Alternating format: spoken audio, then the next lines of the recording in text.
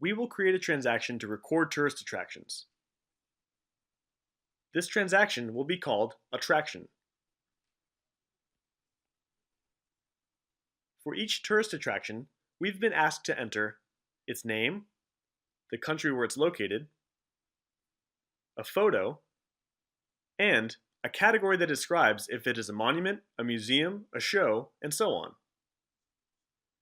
The key attribute of this transaction will be called attraction ID. We should always remember to type a dot so that Genexus suggests a prefix and we can avoid typing mistakes. We complete the key attribute name and set its type as a numeric of 4 digits, just like we did with the customer identifier, customer ID. As we will probably need to create more identifiers, it would be a good idea to create a common data type for all identifiers. For instance, a type that we may call ID and is a numeric value of 4 digits. The data type created by us is called domain. For example, once we've created the ID domain, we can set several attributes to ID type, and they will all be 4-digit numeric values. One advantage it provides is that if later on we need identifiers to be numeric of length 6 instead of numeric of 4, changing the domain definition will be enough to update all the attributes based on that domain in a single step.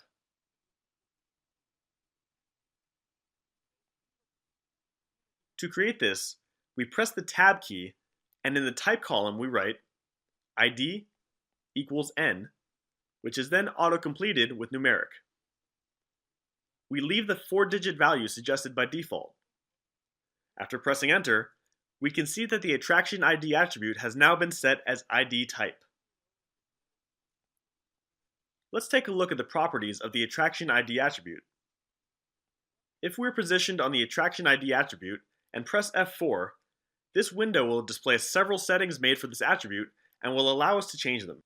We can see that it's based on the ID domain, and for this reason, it's a 4-digit numeric value. Note that properties can be sorted alphabetically. And here we can see the auto number property. This property is set to false by default, and if we change it to true, all the new attractions entered will be automatically numbered in sequence. This is to say that every time that a new attraction is added, the attraction ID attribute will be automatically assigned a new number that's bigger than the last existing number. So, we're setting the auto number property specifically for this attraction ID identifier attribute. Another option would be to set the same property for the ID domain that we've created, so that when we create more transaction identifier attributes, we can assign them the ID domain. In this way, they would inherit all the domain definitions, such as the data type and all the properties configured. To see the domains created, we edit the domains window. From here, we can create and edit domains in a similar way to how we create attributes. We click on the ID domain, and the properties window is refreshed to show this domain's properties. We find the auto number property and set it to true. This will cause all ID type attributes to be automatically auto-numbered in sequence. We go back to the structure window of the attraction transaction and start to create its second attribute. We add the attraction name attribute. We also create the name domain of character type, length 50, and we set the name type for the attraction name attribute.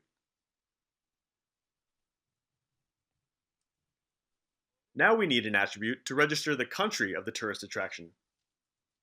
We could create an attribute called attraction country as character 50, and then enter the country name when adding details.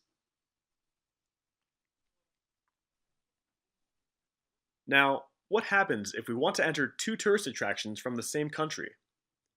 We should enter the same country name twice, and be careful to type it exactly the same.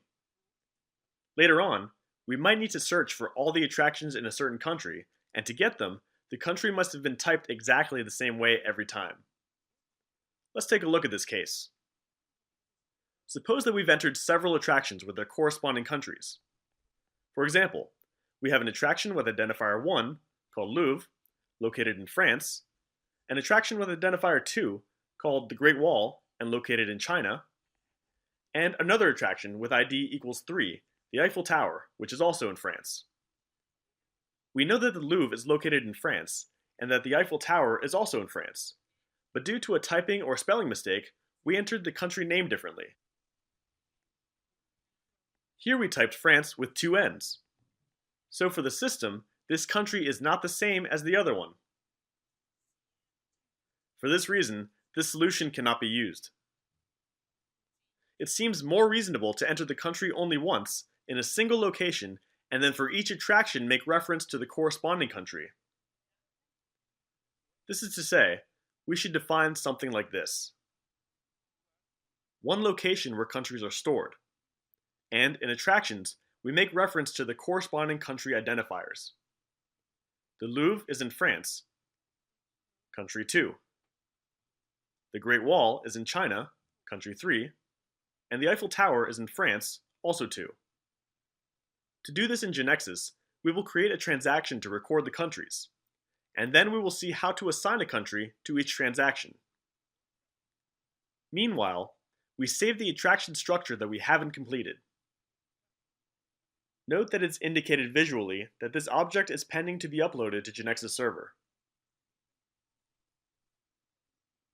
We'll leave it like this for now, because we will need to upload this change together with other changes that will be made in the following video.